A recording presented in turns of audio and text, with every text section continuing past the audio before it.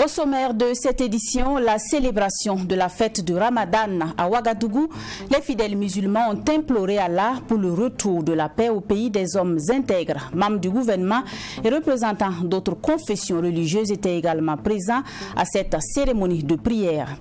Dans ce 20h, on parlera bonne gestion des finances publiques. Sur le plateau du tribunal de l'actualité, le premier président de la Cour des comptes revient sur le contenu du rapport 2021 de son institution et la suite à lui réserver le résumé des interventions de l'Atempoda à suivre dans quelques instants.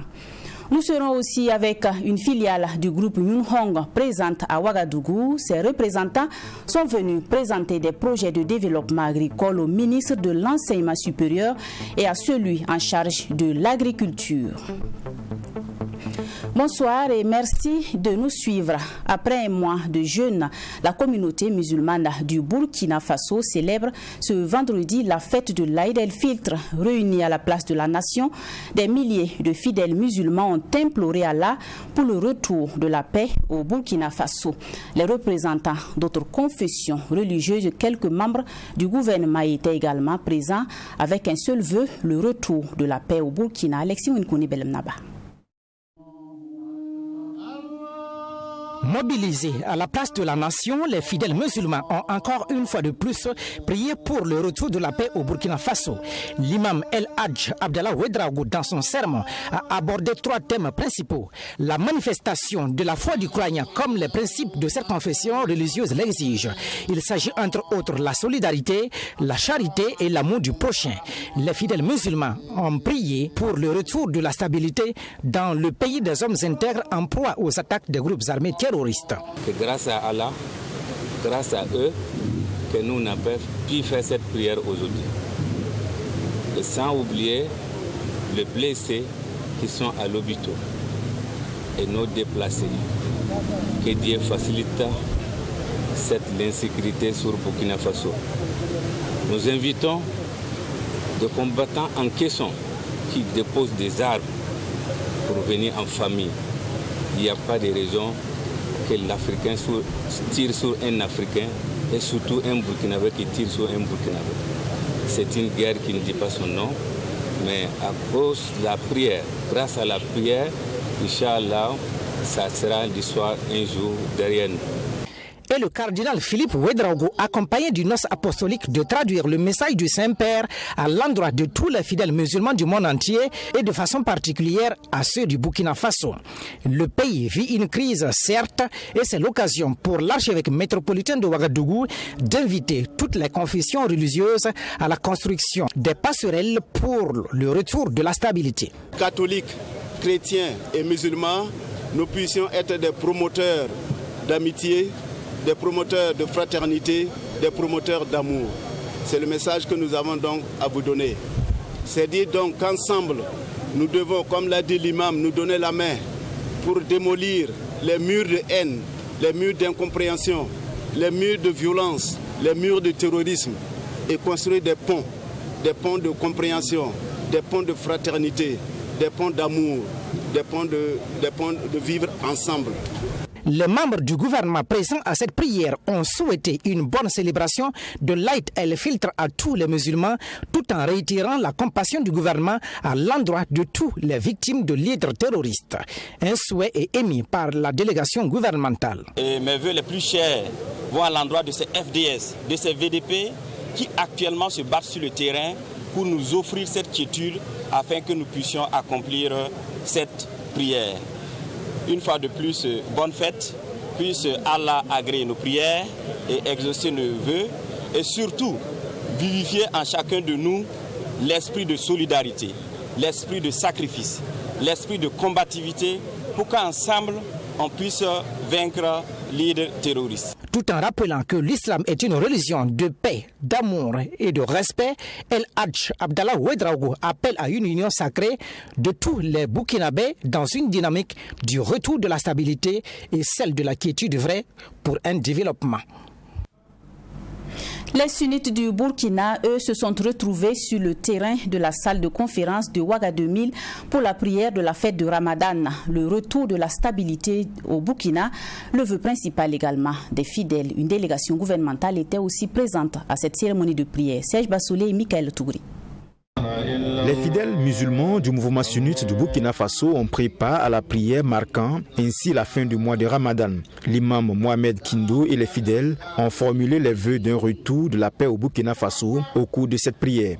En outre, dans son prêche, l'imam célébrant Mohamed Kindou a encouragé les jeunes à se mobiliser pour défendre la patrie face aux attaques des groupes terroristes. Il invite aussi les croyants à se démarquer de la corruption et à toujours faire des œuvres de charité envers les plus vulnérables. Le président du présidium de la FAIB, El Hadj Oumarou Zungrana, a souhaité une bonne fête d'Aïd el-Fitr à tous ses frères et sœurs musulmans du Burkina Faso. Nous venons de finir les 30 jours du Ramadan.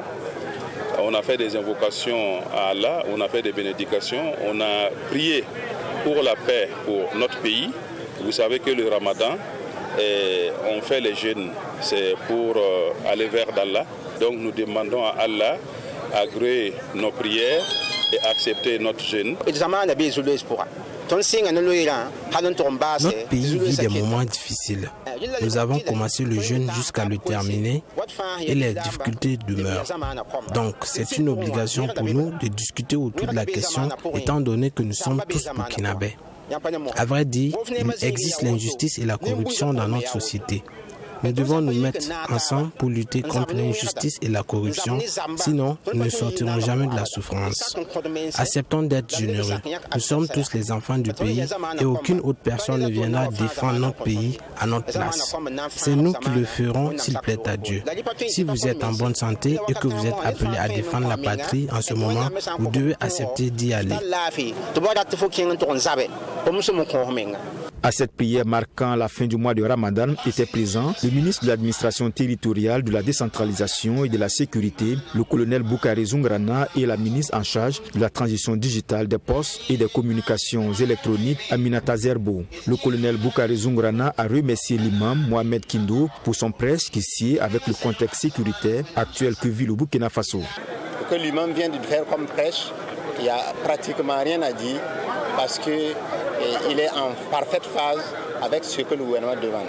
Donc nous ne pouvons que dire merci à l'imam, merci à toute la communauté, merci aux fidèles musulmans. Déjà leur souhaiter une très bonne fête de Ramadan et unir mes prières à celles de tous les fidèles musulmans pour qu'Allah accepte notre jeûne, accepte nos prières, nos invocations et surtout qu'il ramène la paix dans notre pays pour le bien de tous. En rappel, le jeûne du mois de Ramadan constitue l'un des 5 piliers de l'islam. L'Aïd el-Fitr ou encore la fête de Ramadan marque la fin de ce mois de jeûne pour la communauté musulmane.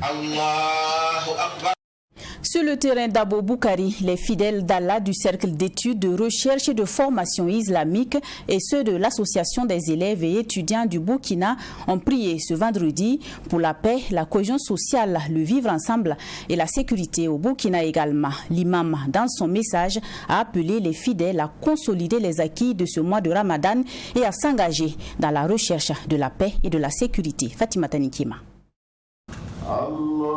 Il est 8h30 ce vendredi 21 avril 2023 à Ouagadougou. Sur le terrain d'Abo Boukari, c'est le début de la prière qui marque la fin du mois de Ramadan.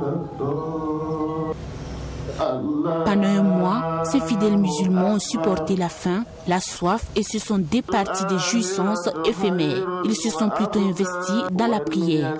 Cette célébration de l'Aïd el-Fitr est donc une occasion pour Imam Marboulaye Nombré et l'ensemble des musulmans de glorifier le nom d'Allah. Nous sortons du jeûne, s'il plaît à Dieu, purifié, plus endurant, plus discipliné et renforcé dans notre humilité. Renforcés dans notre humilité devant Allah et dans notre compassion envers le prochain. Nous disons avec Allah, Seigneur, accorde-nous ton pardon ainsi qu'à nos frères qui nous ont dévancés dans la foi. Épargne-nous toute rancœur contre les croyants. Ici, les fidèles musulmans ont prié pour la paix, la sécurité, la cohésion sociale et pour les personnes déplacées internes. Dans son sermon, Imam Marboulaye Nombré a invité les fidèles musulmans à consolider les acquis de ce mois de jeûne qui vient de s'achever. Nous devons nous appuyer sur les acquis du Ramadan pour renforcer et sanctifier notre relation avec Dieu. Quittons à jamais les actes de désobéissance à Dieu. Soyons plus endurants et assidus aux prières quotidiennes et soyons plus compatissants envers les personnes vulnérables. Nous nous exhortons les frères et les sœurs à l'observance du jeûne de 6 jours du mois de Shawwal. Imam, dans son discours, a également appelé les leaders religieux à s'impliquer davantage dans la promotion du dialogue social. Les fidèles, eux, sont invités à plus de solidarité et de compassion envers les personnes déplacées internes. Un message qui n'est pas tombé dans l'oreille d'un sourd. Selon Imam Abdul Salam Ouedraogo, tout musulman doit être miséricordieux envers son prochain. Dieu nous a donné une occasion d'être miséricordieux. Il nous a donné cette occasion-là de sentir la faim, de sentir la soif, de sentir un certain nombre de privations que certains vivent au quotidien.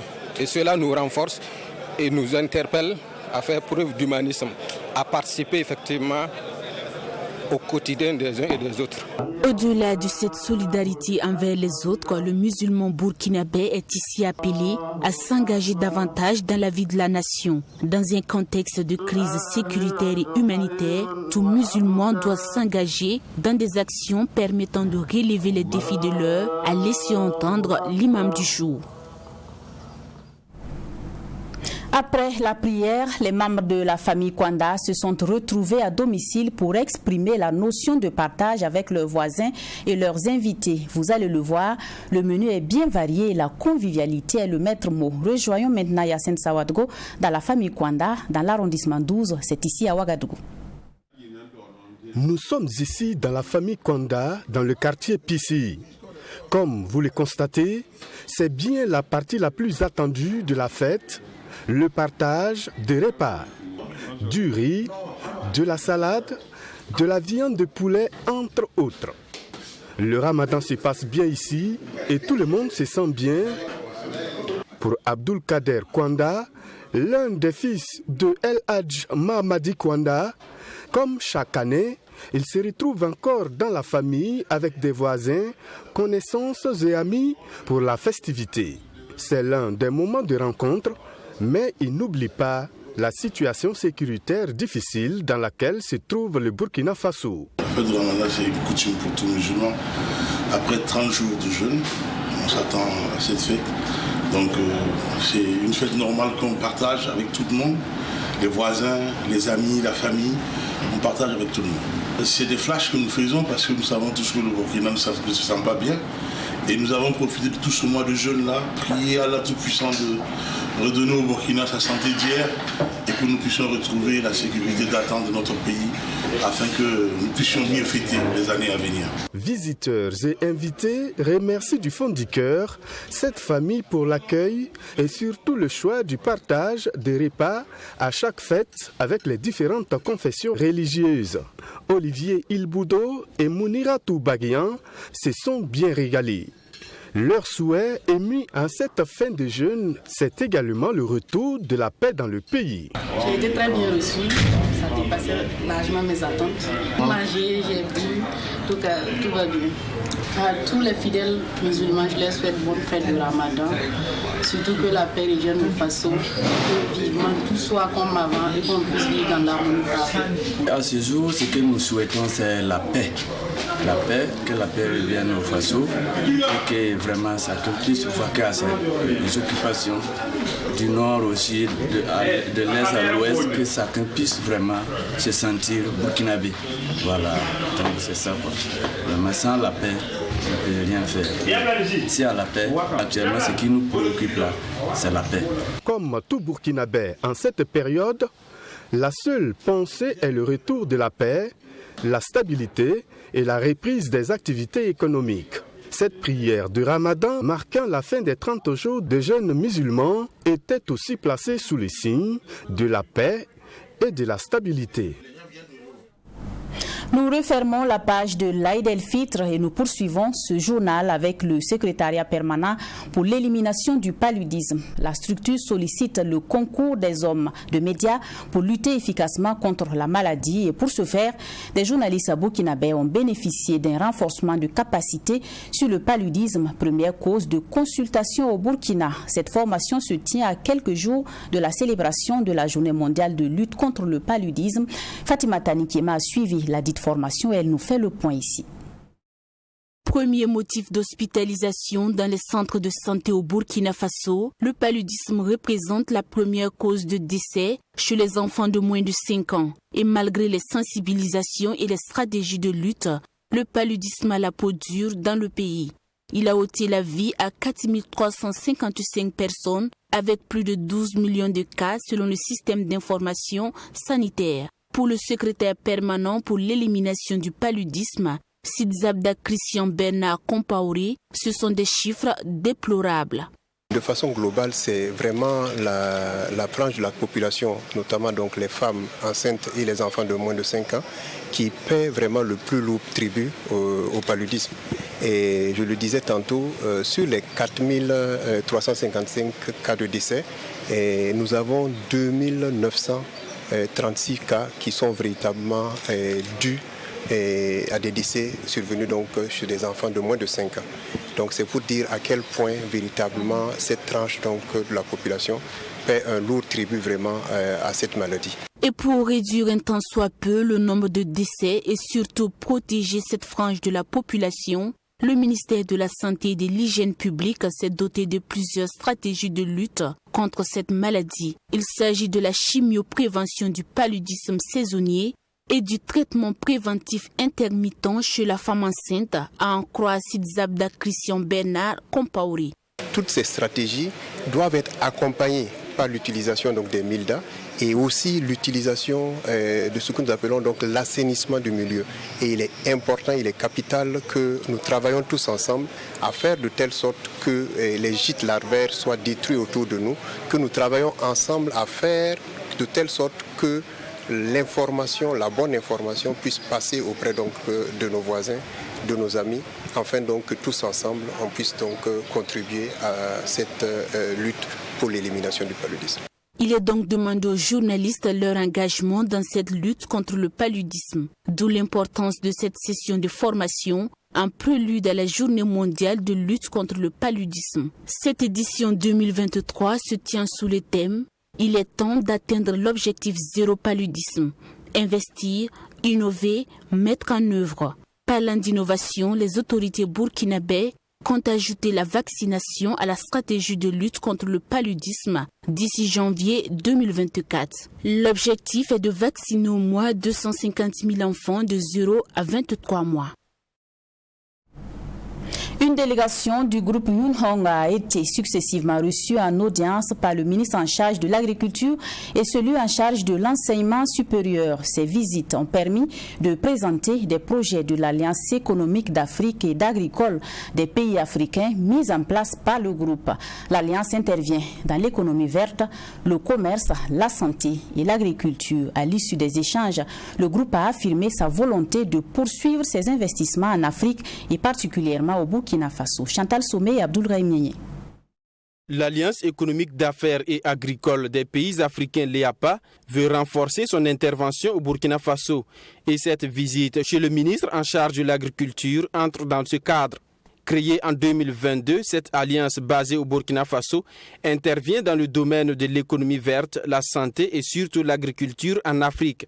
Cette rencontre a permis donc aux responsables de présenter l'alliance mise en place par le groupe Yunhong au ministre en charge de l'agriculture. Denis Ouedraogo s'est félicité des actions déjà menées par l'EAPA au Burkina Faso. Et ils sont en train de mettre en œuvre un modèle spécifique, parfaitement intégré, sur 120 hectares à l'agropole de Bagré. Donc cette entreprise contribue dans ce sens à assurer la sécurité alimentaire de nos populations Mais vous comprendrez qu'aménager 120 hectares et l'utiliser de manière adéquate va contribuer à la création d'emplois. C'est entre 5 000 et 10 000 emplois qui seront créés.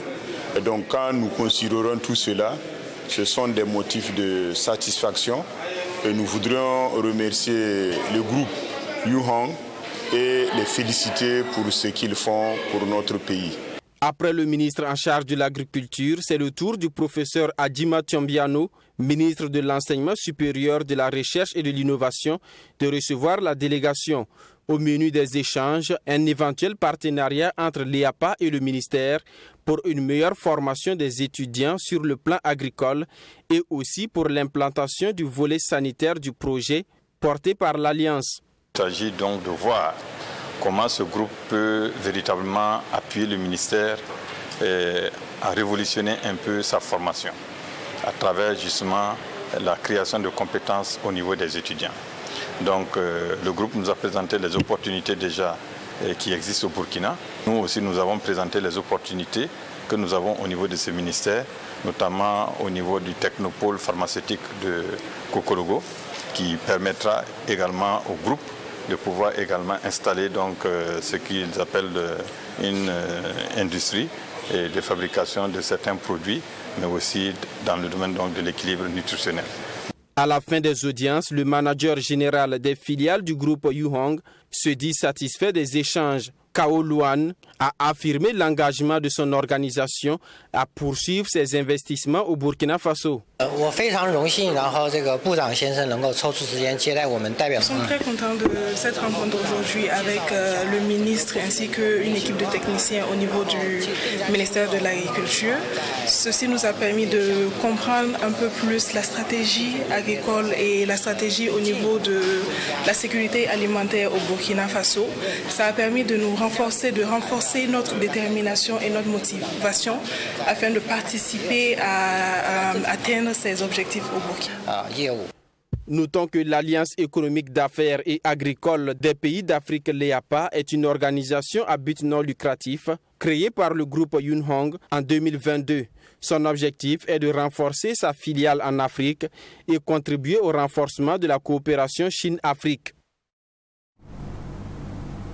Le premier président de la Cour des comptes était l'invité du tribunal de l'actualité de ce vendredi matin. La principale thématique abordée, la bonne gestion des finances publiques au Burkina. La Cour des comptes a produit un rapport dans ce sens, rapport qui a même été remis au président de la transition. Quelle est la suite réservée à ce rapport?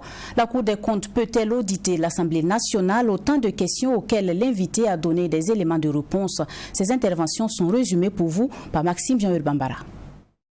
Le 6 février dernier, la Cour des comptes remettait au président de la transition son rapport d'activité de 2021.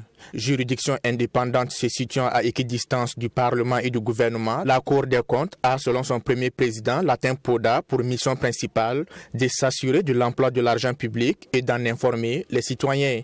Quelle est alors la différence entre cette institution et la SELC, Autorité supérieure de contrôle d'État et de lutte contre la corruption? La SELC est officier de police judiciaire, c'est-à-dire que, excusez-moi le terme, elle lève les lièvres, c'est-à-dire elle fait ses contrôles et ses audits, elle découvre des infractions qui sont commises, elle rassemble les preuves pour transmettre éventuellement au juge de l'ordre judiciaire pour juger les infractions constatées.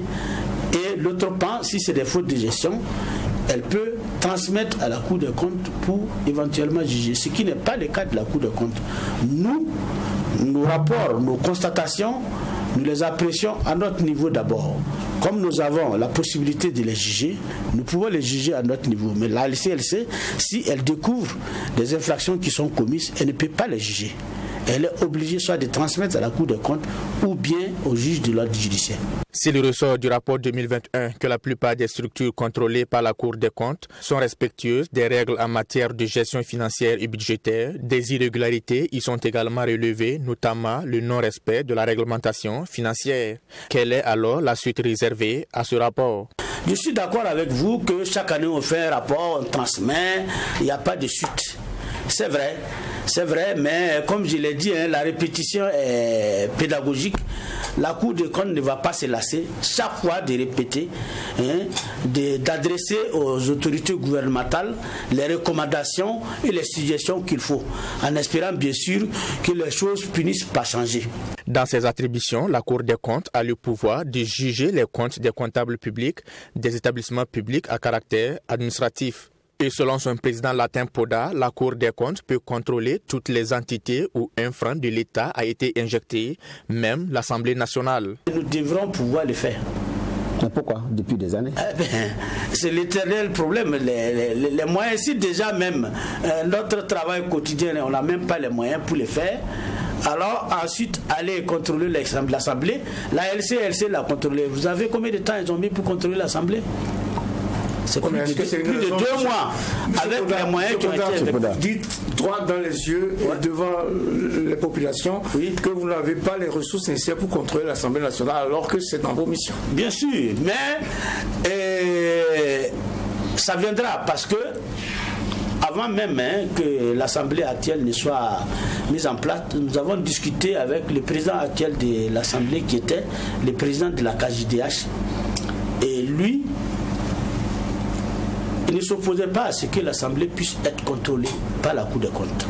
Selon le premier président de la Cour des comptes, Latin Poda, l'insuffisance de moyens financiers handicape le bon fonctionnement de son institution. Alors le parc automobile de la Cour des comptes date de 2002. La plupart des véhicules qui sont amortis. Les chauffeurs disent que pour certaines missions, ils sont obligés de rouler avec des bidons d'huile. Des bidons d'huile? Oui, des bidons d'huile parce que les moteurs sont fatigués. Il faut chaque fois mettre de l'huile dedans. Alors la question, je l'ai posée à plusieurs reprises. Donc nous attendons bien sûr de la part du gouvernement et de l'Assemblée un accompagnement sur ce point.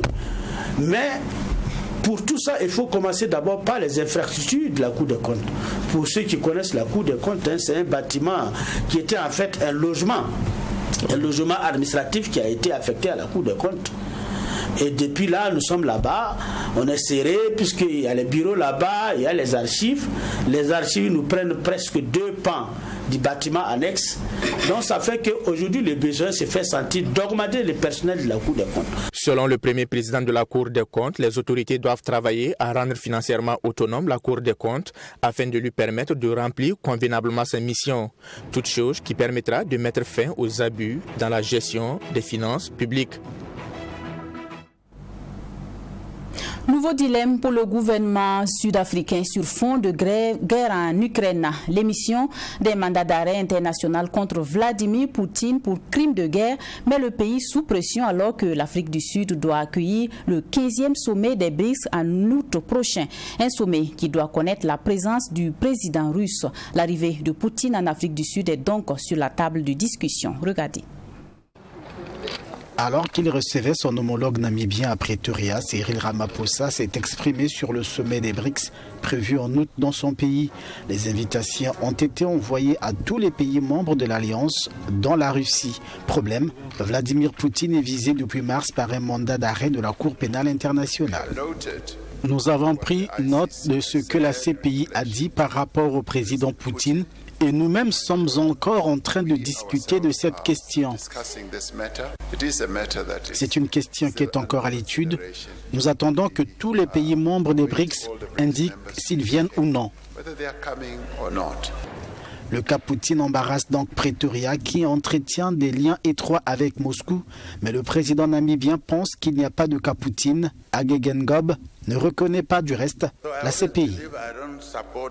Je crois toujours que je ne soutiens pas la Cour pénale internationale parce qu'elle a été créée avant l'indépendance de la Namibie.